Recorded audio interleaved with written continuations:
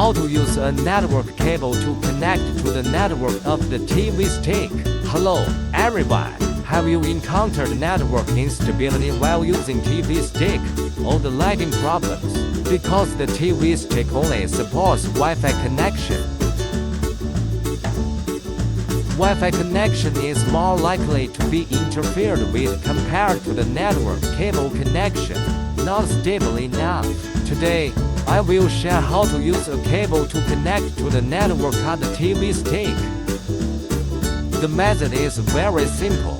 You only need a USB to RJ45 converter. First, plug the converter into the USB port of the TV stick. Then connect the cable at your desk.